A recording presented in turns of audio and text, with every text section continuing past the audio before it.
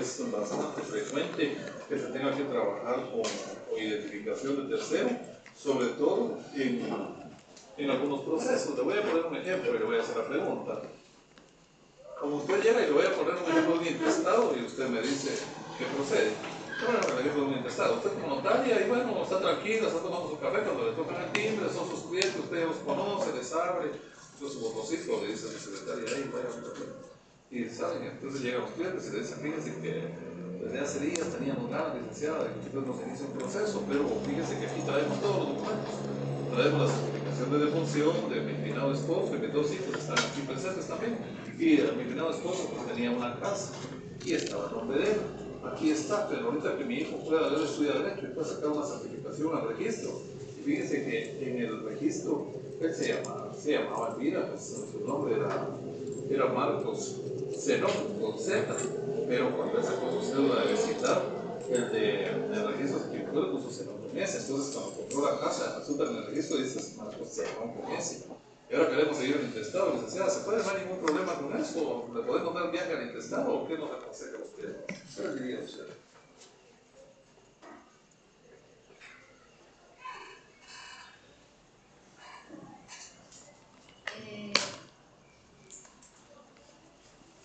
Pues yo le diría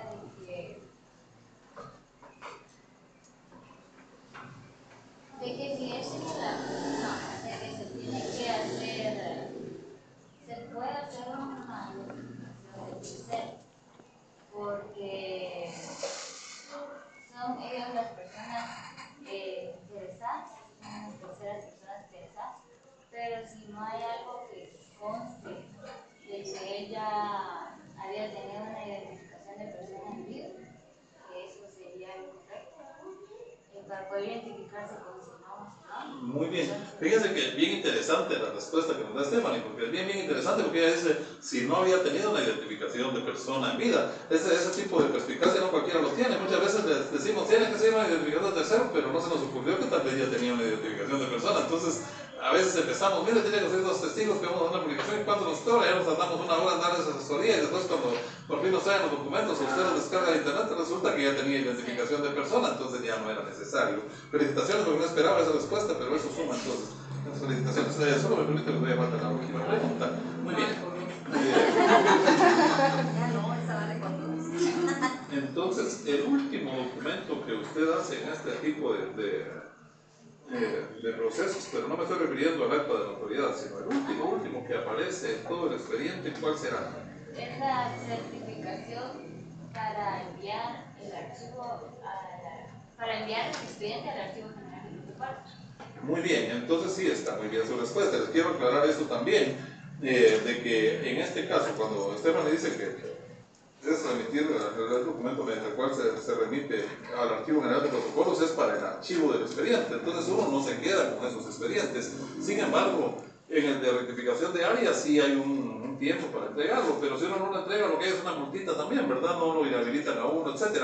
No es como cuando ya ustedes vean en Notariado 4 que si uno no da testimonio especial, ahí aparece en el diario oficial y no en edicto, sino inhabilitado para ejercer el notariado. En cambio, en este caso, como no hay plazo, muchos colegas ahí tienen su montón de expedientes, a veces los pierden, pero ese es el gran problema. Imagínense ustedes, aunque eso se los aconsejo, porque aunque la ley no ponga un tiempo, no es conveniente tener esos expedientes archivados en la oficina. ¿Qué pasa si de repente se incendia la oficina, verdad? Ustedes, y después viene el cliente y le pide una certificación al Archivo General de Protocolos y le dicen, no, yo tengo aquí la certificación de Renal, por ejemplo, donde me cambió el nombre. Bueno, entonces se va al colegio de abogados. Miren, el licenciado no cumplió con su obligación, pues. Imagínense ustedes, ahí segurito le van a levantar, y cuando le pidan que presente físico, que dé el aviso de parte del colegio, y no lo tiene, ¿qué va a hacer, verdad? Entonces, eso es un dato importante, y muchas felicidades, Esteban, no puede sentar. Muy bien, entonces, ahora no sé quién tiene. Entonces, si ya no estoy. Entonces, usted me dice que estaba en el número 11. Muy bien. Es.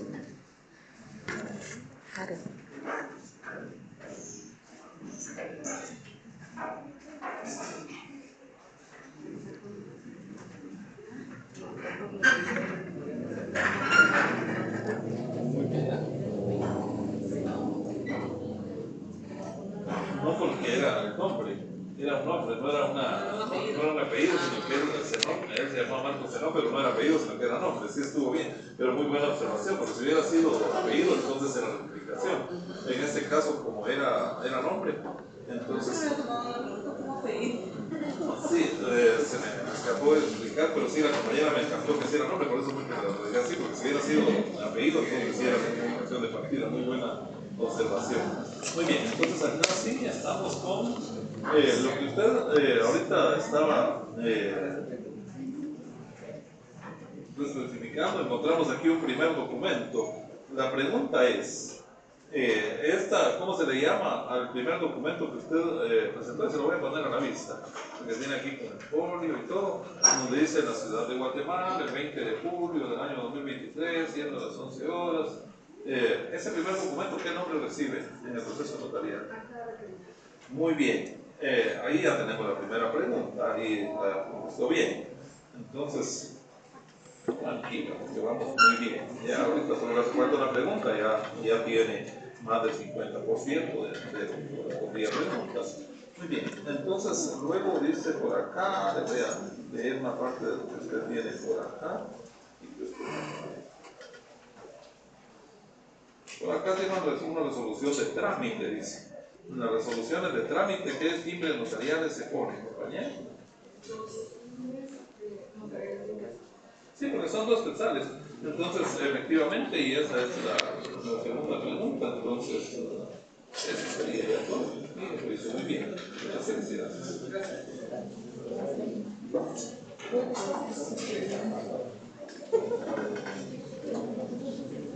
Muy bien, entonces,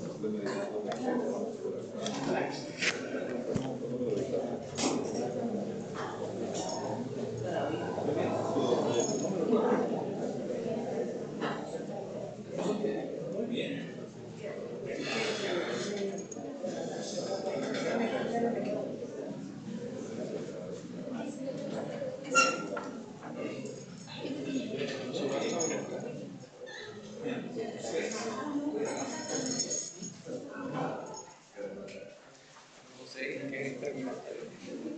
En el proceso sucesorio y testado, la pregunta que le voy a hacer ahora a la compañera es,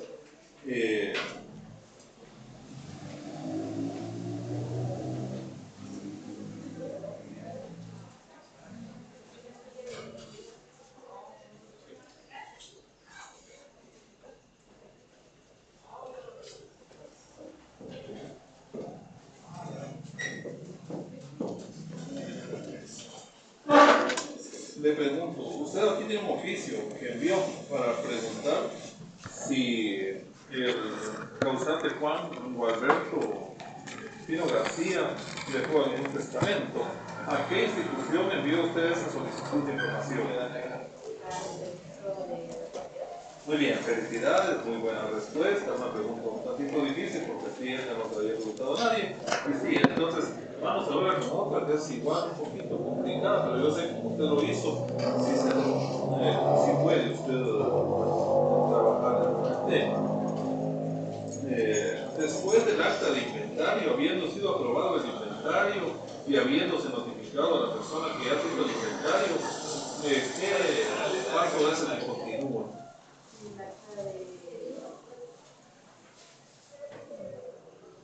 Ya hizo el inventario, no se quede tranquila que usted lo hizo. Es que ahí entonces usted después de ese paso viene algo que es bien importante, porque ahí tiene que dar la audiencia también.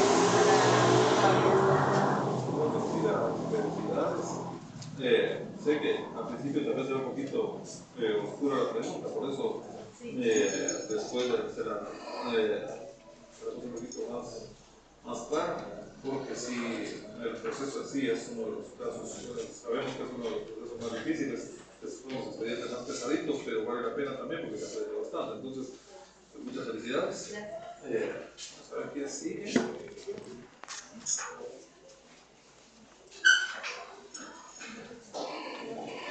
Igualmente, encantado de saludar.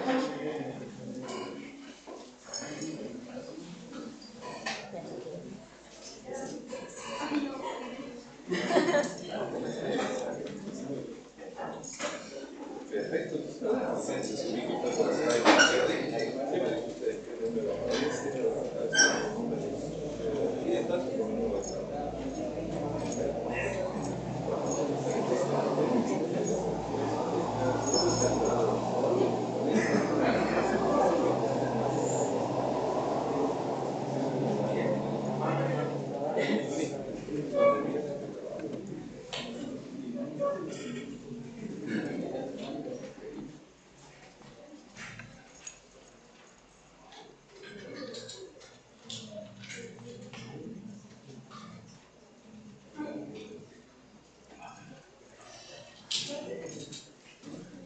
Muy bien, entonces, ya que usted hizo todo este expediente, le voy a hacer una pregunta que no está aquí en su expediente, pero que sí es importante y yo creo que usted la va a poder contestar.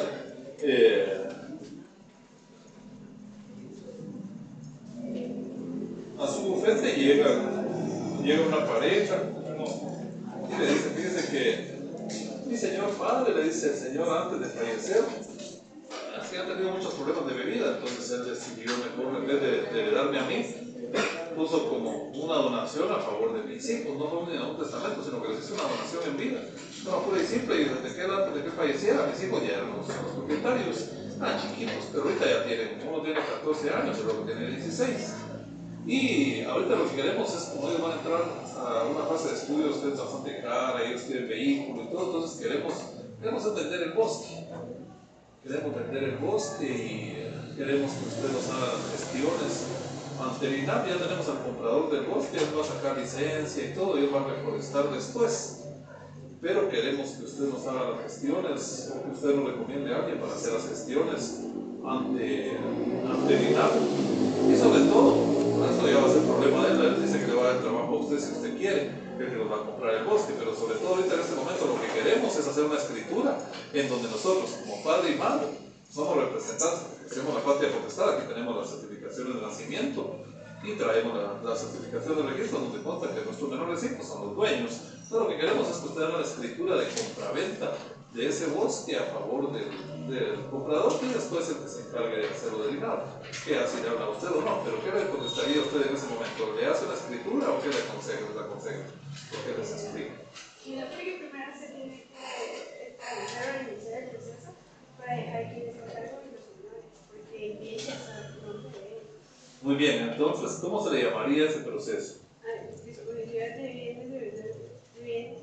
No, de menores, porque sí es algo que ahí se le llama de menores incapaces y ausentes, pero en este caso, dado que concretamente son dos menores, pero muy bien, muchas felicidades. Y es que fíjense que este problema se da muchas veces, porque, por ejemplo, para el tema de una identificación de persona, ahí sí pueden acudir los papás. Fíjense ustedes, eso les quería explicar, que digamos la identificación de persona es el código civil que lo pueden seguir las personas por sí mismas, o por los menores de edad lo pueden seguir sus papás, entonces no hay que hacer una identificación de tercero. Por ejemplo, en este caso, aunque sean los papás, no es como en la identificación de persona, que pueden ser, que fíjense que a él todo el mundo lo conoce como Joaquinho. Se llama Jorge, pero desde pequeñito todos le dicen Joaquinho, y ahora, hasta inclusive en el listado de la escuela y en los certificados aparece como Joaquinho, porque la maestra dice que se llamaba. Entonces resulta que queremos que Jorge y Joaquinho sean la misma persona. Fíjense ustedes que ahí sí se puede hacer la identificación de persona, aunque sea menor de edad, pero el notario puede hacer la escritura de identificación de persona y firman sus representantes legales. Ahora, por ejemplo, si un menor de edad va a recibir una donación, como es una donación que le van a hacer, van a firmar sus representantes legales, pero si después quieren vender ese inmueble, ahí ya no. Ocurre también exactamente lo mismo cuando un menor va a comprar un bien inmueble. Con eso hay que tener cuidado. Muchos colegas dicen, vamos a poner aquí que a su representante legal le hace constar que está comprando un inmueble y que le costó 20,000 quetzales. ¿Y de dónde sacó esos 20,000 quetzales? Ese dinero, si estaba en una cuenta bancaria o lo tenía en efectivo, tenía que pasar por disposición de bienes de menores y ausentes, de incapaces, ¿no? Pero no lo hicieron, entonces ahí podría tener problema el notario. Si es donación, sí lo puede recibir. Si es compraventa, entonces, ¿cuántas preguntas le he hecho? Una, ¿verdad? Vamos, ¿ya las dos? Muy bien. Yo creo que 3, digo. No voy a tener que buscar testigos testigos instrumentales. Muy bien, entonces cuéntenos usted, ¿por qué en este caso se piden declaraciones de testigos. Porque como son menores, al final hay como un representante que va a quedar a cargo de ellos, por ende, pues tienen que ser buenas personas y también deben establecer, más que todo, aclarar los hechos, porque Muy bien, entonces ahí estaríamos perfectamente. Y es que fíjense que, gracias compañeros, pueden sentarse y verán que sí es bien importante este tema, porque recordemos que hay personas mayores que andan viendo cómo hacen piñata de los bienes de los menores. Si en examen privado les preguntaran a ustedes estamos hablando de un papel en estado. El padre adoptivo llega a la oficina de usted y le muestra ahí la certificación de nacimiento del menor, la certificación de adopción del menor, donde consta que eres el padre adoptivo. Pero no es un menor, sino que es el padre adoptivo de una persona que llegó adelante y falleció y dejó un bien inmueble. Llega con usted y le dice, pero fíjese que hay un problemita en el registro, hay que hacer una identificación de tercero previamente y después quiero que siga el intestado a favor mío, porque no tenía hijos ni se había casado y yo soy su único pariente, pero soy su padre adoptivo. Pero que quiero que primero haga una identificación de tercero y después le entramos al intestado. ¿Qué le contesta a usted? ¿Por qué no, compañero? El padre no del hijo, porque el padre al adoptante no puede heredar del hijo adoptivo. Estos son elementos a veces finitos, importantes, pero sí es bueno tenerlos en cuenta. Fíjense que a mí me decía el año pasado una estudiante, usted nos da derecho civil, ¿verdad? Me dijo cuando le estaba dando notariado 4, pero sí, en serio, me estaba diciendo como que se confundió. Y de repente me dijo, usted nos da derecho civil, no, ahora te digo que notariado 4, pero como sí hablaba mucho de las figuras de derecho civil, porque sin derecho civil no podemos ejercer el notariado. El derecho civil es tan fundamental para el ejercicio del derecho notarial. Y mi consejo es, cada vez que ustedes vayan a hacer un expediente de esta naturaleza, váyanse al Código Civil y al Código Procesal Civil, porque el procesal civil nos manda muchas veces a que en las resoluciones tenemos que anotar fundamentación del procesal, pero también en el caso del Código Civil, por ejemplo, si es el cambio de nombre de un menor de edad, una identificación de personas sí la pueden hacer en la escritura pública los papás, pero un cambio de nombre lo pueden pedir los papás y no va a la PGN. Eso es interesante, que no va a la PGN.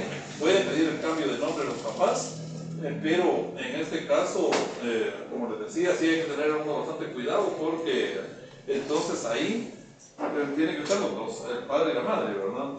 Sin embargo, ahí tenemos que fundamentarlos también en el Código Civil. Es bueno, en la resolución lo tenemos que anotar, con fundamentación del Código Civil, porque ellos ejercen el papel potestad, ¿verdad? ¿Qué pasaría si una persona llega y dice que fíjese que yo ejerzo la patria potestad sobre mi hijo porque yo soy madre soltera? Y resulta que el papá, ¿sabes qué se hizo? Pues se desapareció y él nunca estuvo conmigo, él tenía su esposa y todo y se desapareció. Ahora quiero quitarle el apellido de él. ¿Se lo puedo quitar? Cuidado con eso, no se le puede quitar el apellido del padre, a menos de que se impugne la paternidad. Pero eso no se puede hacer a través del proceso de cambio de nombre. Entonces lo que sí podemos hacer es cambiar el nombre, como el nombre se integra por nombres de pila y apellidos.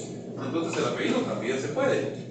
La otra vez platicando con un catedrático de derecho notarial me decía, no se puede porque él también es parte interesada. Entonces, como parte interesada tendría que estar en acta de requerimiento, pues el código dice que la patria potestad corresponde a ambos padres dentro del matrimonio y fuera de él a quien tenga su hijo. Cuidado, pues. Entonces, en este caso de la madre, por lo tanto es ella, pues, y aparte de que se está publicando el edicto, entonces el otro puede aparecer por ahí indicando que él se opone. Entonces, si se opone, pues ya usted dice que está legitimado porque es el padre. Pero de lo contrario, si tengamos cuidado con esos elementos, mi criterio, y sí lo he hecho, sí he hecho cambios de nombre basándome en mi interpretación de la ley de menores de edad cuando sobre la madre, ¿verdad? Porque a veces ocurre precisamente que el tipo se desapareció y nunca se supo de él. Entonces, en caso de menores de edad, sí se puede hacer identificación de persona sin necesidad de irnos a identificación de tercero, porque es una tercera persona, no es él mismo que está identificándose, pero en este caso el código sí es claro en que la identificación de persona la pueden pedir las personas mayores y por los menores sus papás. Vamos claros, está por ahí, identificación de persona. Cambio de nombre, pues también, pero ese sí ya no es en una escritura, sino es en un proceso de revisión. gestión voluntaria. ¿Alguien más tiene trabajo que entregar? Muy bien, entonces, no sé, tenemos 3 personas, ¿quién? Vamos. Muy bien, entonces vamos a ir por el orden. Si quieren, ¿saben qué vamos a hacer? Vamos a ir por el orden. Vamos a empezar por esta fila. Entonces,